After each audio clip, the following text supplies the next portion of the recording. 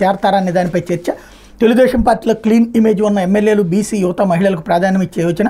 జనసేన, బీజేపీల నుంచి ఎవరి ఎంపిక అనేది కీలకమే. తెలుగుదేశం పార్టీ అవకాశాన్ని ప్రభావితం చేయనున్న మిత్రపక్షాల కూర్పు అంటూ ముఖ్యమంత్రిగా ప్రమాణ స్వీకారం చేయనున్న చంద్రబాబు మంత్రివర్గంలో మిత్రపక్షాల నుంచి జనసేన, బీజేపీ భాగస్వాములు అవుతాయి. చేరేటట్లయితే ఆ పక్షాల నుంచి ఎవరుంటారు, తెలుగుదేశం పార్టీ నుంచి ఎవరిని ఎంచుకుంటారు అన్న అంశాలపై రాష్ట్ర వ్యాప్తంగా ఆసక్తి నెలకొంది. తెలుగుదేశం పార్టీ అధికారంలోకి రావడంతో పాదయాత్ర ద్వారా క్రియాశీలకంగా వ్యవహరించిన పార్టీ జాతీయ ప్రధాన కార్యదర్శి లోకేష్ ఈసారి మంత్రివర్గంలో చేరతారా, పార్టీ పరంగా కీలక బాధ్యతలు తీసుకుంటారన్న దానిపై చర్చ సాగుతుంది.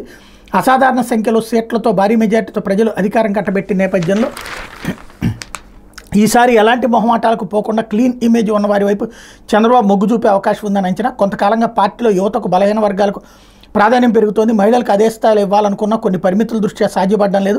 తాజా పరిణామాలతో ఈసారి సీనియర్ల కన్నా యువత, బలహీన వర్గాలు, మహిళలకు అధిక ప్రాధాన్యం ఇచ్చే అవకాశం ఉందన్న చర్చ జరుగుతోంది. పార్టీ అభ్యర్థుల ఎంపికలోని ఈసారి గతంలో కన్నా ఎక్కువగా మహిళలు, యువతకు అవకాశం ఇచ్చారు. రాయలసీమలో కడప మాధవిరెడ్డి, పుటపర్తి సింధూరారెడ్డి, పెనుకొండ సవిత లాంటి చోట్ల మొదటిసారి మహిళలు పోటీ చేసి గెలుపొందారు. ఎస్ఎల్ నుంచి బండారు శ్రావణిశ్రీ, జంగనమల, నెలవల విజయశ్రీ సూళ్లూరుపేట, ఎస్టీల్ నుంచి శిరీషాదేవి రంపచోడవరం, జగదీశ్వరి కురుపం విజయం సాధించారు. బీసీల నుంచి గళ్ళామాధవి గుంటూరు పశ్చిమ, యనమల దివ్య తుని, సవిత పెనుగొండ వంటి వాళ్ళు ఉన్నారు. వీళ్ళలో ఒకరిద్దరికి అవకాశం లభించవచ్చు అనే చర్చ నడుస్తుంది అన్నటువంటి వార్తని ఇక్కడ ప్రధానంగా హైలైట్ చేశారు. ఇకపోతే